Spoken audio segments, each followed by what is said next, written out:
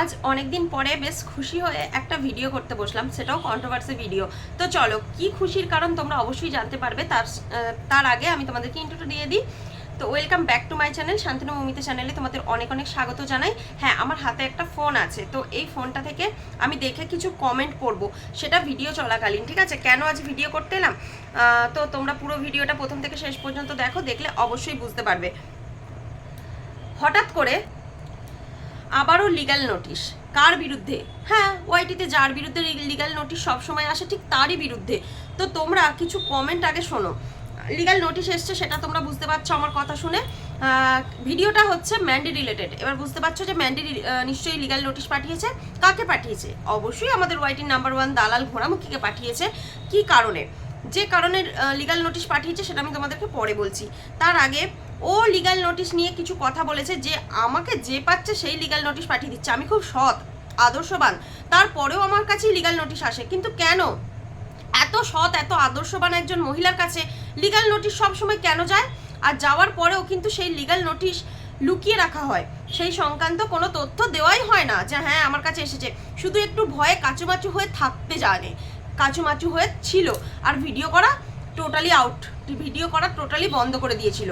তাই তো আমরা কেউই বুঝতে পারিনি যে তার কাছে লিগ্যাল নোটিশ গেছে, যদি না ম্যান্ডি কমেন্টে জানাতো। ম্যান্ডি হ্যাঁ একটা কমেন্টের উত্তর দিয়েছে আজকে, যে তার কাছে হয়তো লিগ্যাল নোটিশ চলে গেছে। হ্যাঁ, অবশ্যই চলে গেছে। সেই কমেন্টটার পরে সে ভিডিও নামিয়েছে যে হ্যাঁ ম্যান্ডি তাকে লিগ্যাল নোটিশ পাঠিয়েছে।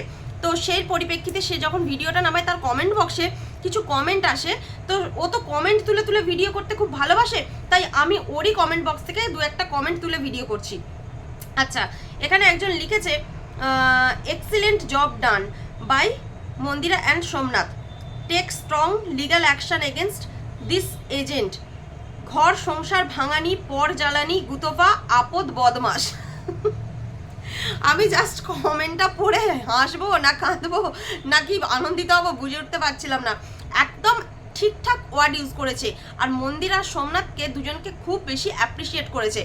একদম ঠিক কাজ করেছে এতদিনে। যদি বলো মন্দিরার কি কোনো দোষ নেই, অবশ্যই দোষ আছে। মন্দিরার সব থেকে বড় দোষ কি জানো তো? কাউকে বিশ্বাস করা, কাউকে ভালোবাসা। সেই বিশ্বাসের মর্যাদা রাখতে পারেনি। বিশ্বাসের মর্যাদা রাখতে না পেরে কি করেছে, তার সমস্ত কিছু উগলে ওয়াইটিতে বলে দিয়েছে। সব থেকে বড় অপরাধ করেছে কল রেকর্ডিং শুনিয়ে। আমরা যখন কাউকে পার্সোনালি ভীষণ ভালোবাসি, ভীষণ পছন্দ করি, তবেই তার মনের সমস্ত কথা খুলে বলি, তার আগে নচেত নয়। তো মন্দিরার কাছে কি আর কেউ ছিল না তার মনের কথা বলার জন্য? অনেক মানুষ ছিল। তারপরেও ওকে কেন বেছে নিয়েছিল জানো?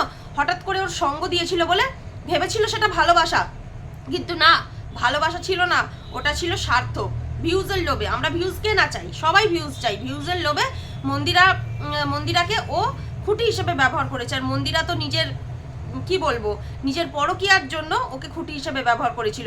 দুজনেই দুজনকে ব্যবহার যখন করেছিল, তখন ওর কি প্রয়োজন ছিল ওর সমস্ত কিছু পাবলিক করে দেওয়ার? মন্দিরা তো বিশ্বাসঘাতকতা করেনি, বিশ্বাসঘাতকতা করেছে ওই ঘোড়ামুখী দালাল। তারপরেও বারবার বারণ করা সত্ত্বেও ভিডিওর মাধ্যমে, কমিউনিটি পোস্টের মাধ্যমে শোনেনি, কোনো রকম কথা শোনেনি। তো আজ লিগ্যাল নোটিশ ও কিন্তু ডিজার্ভ করে, তাই না? নেক্সট একটা কমেন্ট পড়ি। অনেক পাপ করেছো তুমি, অনেক পাপ করেছো তুমি, ঘরে যে আসনে দেবতা রেখেছো, দেবতাই তোমাকে চরম শাস্তি দেবে, মিলিয়ে নিও, চরম পরিণতি হবে তোমার। অবশ্যই যে দেবতাকে ঘরে রেখেছে, ভগবান সবার মাথার উপরে আছে। ভগবান সবার ভালো মন্দ বিচার করতে জানে। যে ভালো করে তার সাথে ভালোটাই হয়, আর যে খারাপ করে তার সাথে খারাপটাই হয়। এটা আমি খুব ভালো বুঝি, বুঝলে তো? ভালো বুঝি। তো ও যে পাপ করে চলেছে আর ভাবছে আমি সব কিছুতে পার পেয়ে যাব। একটা কথা ভেবে দেখো তো, একটাই মানুষের কাছে কেন সবসময় লিগ্যাল নোটিশ চায়? সবাই কেন তার বিরুদ্ধেই স্টেপ নেয়? শুধু চ্যানেল নয়, ওয়াইটি থেকে ওকে দূর হতে হবে, ওয়াইটি থেকেই ওকে দূর হতে হবে। আজ একটা চ্যানেল নষ্ট হয়ে গেলে আর একটা চ্যানেল খুলে ফেলবে। যাদের ফেস ভ্যালু থাকে না, একটা চ্যানেল থেকে আরেকটা চ্যানেলে যেতে বেশিক্ষণ সময় লাগে না, সেই চ্যানেলেও সাবস্ক্রাইবার তাড়াতাড়ি গেন হয়ে যাবে ফেস ভ্যালু থাকলে। কিন্তু ও যাতে আর কোনোদিন কোনো কন্ট্রোভার্সিয়াল ভিডিও না করতে পারে, সেইটা দেখতে হবে। কন্ট্রোভার্সি ভিডিও আমরাও করি, পার্সোনাল অ্যাটাক করি না। ও যেভাবে এতদিন একজনকে ছিঁড়ে খেয়েছে, তার বিরুদ্ধে অলরেডি কেস চলছে। তো কেস যেহেতু চলছে, সেই বিষয়ে কোনো রকম কথা আমি বলবো না। তো এই বিষয়টা আবার নতুন করে যে কেসটা হয়েছে, একটা কথা ভাবতো ঘোড়ামুখী, একটা কথা ভাব, তোকে ঘোড়ামুখী বলতে মানে কি বলবো? এটা তো তোর ওয়াইটি থেকে পাওয়া নাম, না হলে আমি এ নাম নিয়ে ডাকতাম না। তুই যে ধরনের পাপ কাজ করে চলেছিস, তোকে এসব নাম দেওয়া উচিত। তো সেখানে দ্বিতীয়বার যে কেসটা লড়বি তার জন্যও তো টাকা লাগবে। তো এখন কি করবি, আবার পাবলিকের কাছে হাত পাতবি? প্রিয়া তার ছেলের জন্য চেয়েছিল বলে তুই তো মানে তার নিয়ে অনেক ঘটনা ঘটালি, যাক গে সেটা নিয়ে এখন বলছি না। তুই আবার নতুন করে একবার হাত পেতেছিস, পেতে কি করেছিস সেগুলো তুই এখনো বলিসনি, মানে নিজের মতো করে ক্লারিফিকেশন দিস যে এই কেসের পিছনে যাচ্ছে, আদেও কি হচ্ছে সেটা আমরা দেখতে যাচ্ছি না। তো সেখানে আবার এই নতুন করে ম্যান্ডির সাথে লড়ার জন্য, ম্যান্ডির কিন্তু প্রচুর টাকা, ম্যান্ডির প্রচুর টাকা, ম্যান্ডি মানে হাওয়ায় ওড়াতে পারে এরকম টাকা আছে ওর, তুই নিজেই বলেছিস, নিজেই জানিস সেটা। তো তারপরেও ম্যান্ডির সাথে লড়ছিস কি করে? ম্যান্ডির সাথে লড়বি কি করে? ম্যান্ডি তো যত পারবে, তুই যত প্রমাণ দিবি ম্যান্ডিও তত বলবে, ঠিক আছে? ম্যান্ডিও জানে ম্যান্ডি কি করেছে, আর তুইও জানিস তুই কি করেছিস। তাই ওসব ভয় দেখাস না কাউকে, আর ভাবিস না বেঁচে ফিরে আসবি সব জায়গা থেকে, এক জায়গায় না এক জায়গায় তোর পতন অনিবার্য। আচ্ছা, নেক্সট কমেন্ট, তোর লজ্জা শরম বলে কিছু আছে কি না, আছে কি না? এই নোটিশ কি তোকে এতটা ভালো লাগে? মিথ্যা কথা বলে নোংরাদের কে সাপোর্ট করা তোকে খুব ভালো, নোংরাদেরকে সাপোর্ট করা কি তোকে খুব ভালো লাগে, তাই না? তোর কাছে কেন বারবার নোটিশ আসে? হ্যাঁ, এই প্রশ্নটাই, তোর একার কাছেই বা কেন বারবার নোটিশ আসে? তুই যাদেরকে সাপোর্ট করিস তারা যে সময় ভুল থাকে তুই সেই সময় সেগুলোকে ঠিক তৈরি করার চেষ্টা করিস, আর যে সময় তারা ঠিক হয়ে ভালো হয়ে সংসার করার চেষ্টা করে সেই সময় তাদেরকে আগের কীর্তিগুলোকে তুলে নিয়ে টেনে কাদার মধ্যে ফেলার চেষ্টা করিস। তোর মধ্যে এই পাওয়ারটা খুব ভালো আছে, তোর স্পিকিং পাওয়ার ভালো। আমি তোকে মানে কি বলবো, তোর স্পিকিং পাওয়ার ভালো বলে না, আমি খুব ভালো লাগে তুই বলতে পারিস ভালো। আমি দেখি তুই যখন কাউকে ছোট করিস সে ছোট করাটাও এমনভাবে টেনে বলিস, আর যখন কাউকে ভালো বলিস তখনও তুই মানে সেইভাবেই বলিস। আমি সেই জন্যই বলছি তোর স্পিকিং পাওয়ার ভালো বলে তুই যা খুশি তাই না করতে পারিস না। হ্যাঁ, মানুষ ভালো হয়ে যাচ্ছে দেখেও তুই তাকে কাদায় টেনে নামাবি, আর যখন দেখবি সে খারাপ দিকে আছে তখন তাকে ভালো বলে বাহ করবি, তাই তো? তুই এই ধরনের জিনিস, তুই হচ্ছিস এই ধরনের জিনিস, তাই তোর সুখ হওয়াটা খুব একটা হওয়া উচিত নয়, হবেও না। ভগবান তোর জীবনে সে সুখ দেবেই না আমার মনে হয়, আমি যতদূর বুঝেছি হবে না তোর সুখ, তুই এইভাবে ভালো থাকতে পারবি না। আজ তোকে জানিস তো, ভগবানের কাছে একের সময় প্রার্থনা করি যে যেসব মানুষদের বাচ্চা হয় না তাদের অবশ্যই ভগবান কোল জুড়ে তাদেরকে বাচ্চা দাও।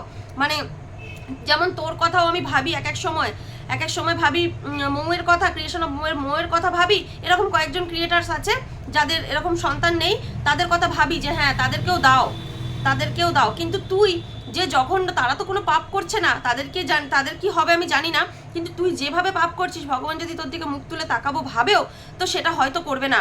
তাই বলি এখনো সময় আছে, পাপের ঘরটা যাতে একটু কম হয়, একটু চেষ্টা কর, এইভাবে মানুষের পিছনে লাগিস না। আচ্ছা, নেক্সট আর একটা কমেন্ট খালি তুলে এনেছি অল্প করে, যেটাতে তুই আবার রিপ্লাই করেছিস। একজন লিখেছে তুই খারাপ, ওয়াইটি সবাই জানে রে। তো তার পরিপ্রেক্ষিতে ও লিখেছে তারপরেও আমাকে দেখার নেশা ছাড়তে পারিস না। তার কমেন্টে সে আবার লিখেছে তোরে দেখতে আসি না, রিপোর্ট মারতে আসি। চিন্তা কর, তুই এমন একটা পজিশনে চলে গেছিস, মানুষ তোকে দেখে কটাক্ষ করে যে তুই কি করছিস, তোর কি চলছে জীবনে, তোকে আর কে কতগুলো বাঁশ দিয়ে রেখেছে সেই সব দেখার জন্য শুধুমাত্র তোকে দেখতে যায়। বিশ্বাস কর, তোর ভিডিও আর আমার এখন ভালো লাগে না। যখন দেখি তুই সত্যি সরল মনে ভিডিও করিস তখন ভালো লাগে, যখন তুই চোপার ভুলগুলো ধরিয়ে দিচ্ছিলিস ভালো লাগছিল। সেই দুদিন আমার তোকে মনে হচ্ছিল যে তোকে অ্যাপ্রিসিয়েট করি, আসলে তুই এতটাই জঘন্য না, অ্যাপ্রিসিয়েটও করিনি জঘন্যও বলিনি, এই দুটোতেই থেমেছিলাম। আর আমি সত্যি কন্ট্রোভার্সি খুব একটা করছি না এখন, আর ভালো লাগছে না, তোদের এই নোংরামোগুলো ভালো লাগছে না। আমি কন্ট্রোভার্সি ভিডিও করি, তারপরেও আমি চাইছি এই ঝামেলার জন্য ভগবানের কাছে প্রার্থনা করছি যাতে এই কন্ট্রোভার্সিটা ওয়াইটি থেকে বন্ধ হয়ে যায়, তবে গিয়ে তোদের মতো কিছু নরকের কীট থামবে। আমরা তো ভিডিও করি, আর তুই পার্সোনালি অ্যাটাক করিস মানুষকে, কিভাবে টেনে নিচে নামানো যায় তুই সেই চেষ্টা করিস। আমার মনে হয় তোর জীবনে ম্যান্ডি হচ্ছে সব থেকে বড় মানে আছলা বাঁশ, বুঝেছিস তো? ম্যান্ডি তোকে আছলা বাঁশটা কিভাবে দেবে তুই দেখে রাখ। ও ভুল করেছিল, শুধরে গিয়ে সংসার করছিল, তোর সহ্য হলো না। যখন ভুল করছিল তখন তুই তাকে শোধরানোর চেষ্টা করলি না, ওকে বাহ বলে গেলি। আর যখন ভুলটা শুধরে নিয়ে সংসার করছিল তখন তুই ওকে কি করলি, যে ভুল করছিস বলতে চাইলি, ভুল করছিস ফিরে এসে। তোর মনে এই আছে, আরে ওর মনে যা আছে, ও সংসার তো করতে এসেছে, মানুষ মাত্রই ভুল হয়। একটা প্রেম করেছে, সে হয়তো প্রেমটাকে ভুলতে পারছে না, তাও তো ও চেষ্টা করছে, সেই চেষ্টাটাকে বাহবা দিতে পারতিস, সেটা করিসনি। তোর থেকে আর একটা জিনিস আমি বলি, ওই যে ফারিয়ার কথা বলছি, ফারিয়া কিন্তু সেটা করেনি। ফারিয়া সত্যিকারের ভালোবাসতো ম্যান্ডিকে, এটুকু শিওর। আমি জানি ওর চ্যানেলটা গ্রো হয়েছে, ম্যান্ডির থ্রু ওর চ্যানেল গ্রো হয়েছে, কিন্তু এর পরেও বলবো ও কিন্তু ভালোবাসতো ম্যান্ডিকে, ভালোবাসতো বলেই কোনো রকম কুৎসা রটায়নি ওর নামে, শুধু কষ্টই পেয়ে গেছে, শুধু কষ্ট পেয়েছে। তবে হ্যাঁ, ও যে ভুল কাজগুলো করেছে সেটা স্বার্থে করেছিল, যে হ্যাঁ আমি যদি দিদিভাইকে মানে রাগাই আমারই ক্ষতি হবে, ও সেটা ভেবেছিল। কিন্তু তোর মতো যখন ওকে ছেড়ে দিল, ওর নামে এই ওই সেই বলতে বসলো না। ও যদি বলতে বসতো না, তোর কাছে কি খবর আছে, ওর কাছে তার দ্বিগুণ খবর রয়েছে। আমি এটা মনে করি যে ম্যান্ডির সমস্ত খবর A to Z তোর থেকে বেশি আমার মারিয়ার কাছে আছে, কারণ ওর সাথে থাকতো, ওর সাথে কাটিয়ে এসেছে 21টা দিন।